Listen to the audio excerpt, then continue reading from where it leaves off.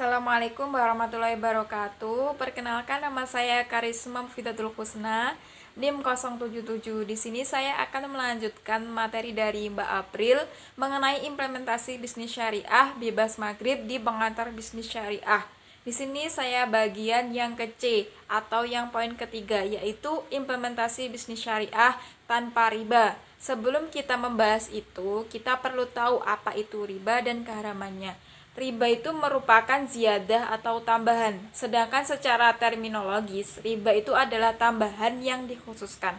Maksudnya adalah ada tambahan nilai dari modal pokok. Riba itu diharamkan oleh semua agama samawi, kemudian Islam menguatkan hukum keharamannya juga.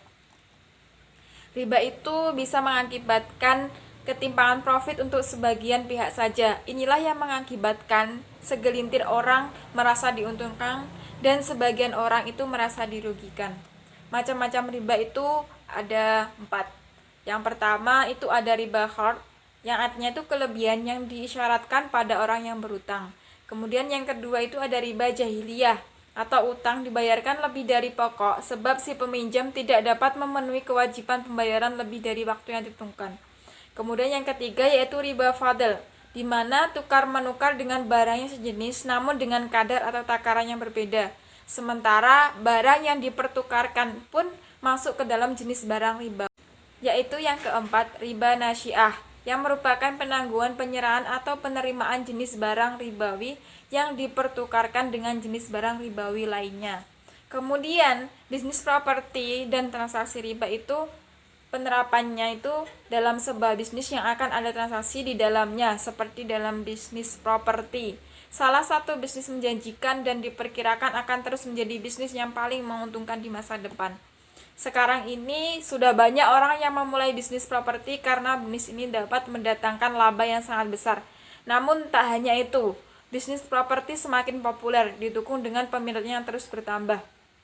Bahkan bila melihat dari kenaikan harga tiap tahunnya, harga properti akan semakin meningkat. Ini berhubungan dengan makin meningkatnya jumlah penduduk Indonesia, sehingga hunian dalam bentuk rumah pun makin dibutuhkan. Kemudian, bagaimana solusinya agar kita itu berbisnis tanpa riba?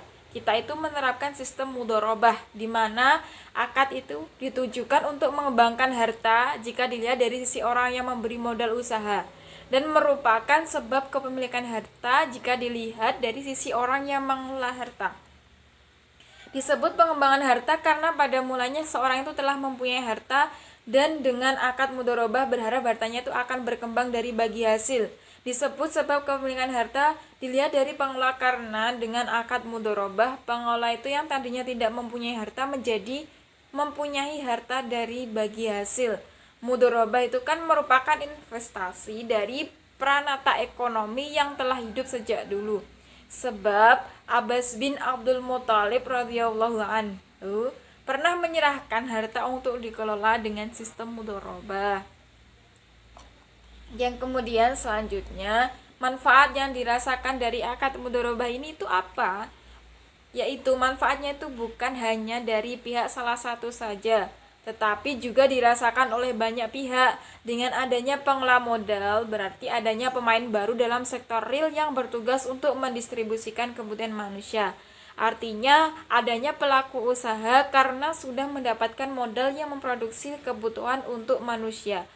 Ibnu Khaldun tuh mengemukakan bahwa kekayaan suatu negara tidak ditentukan oleh banyaknya uang di negara tersebut.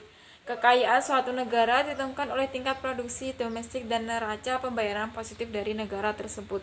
Representatif dari keinginannya akan keuntungan yang besar.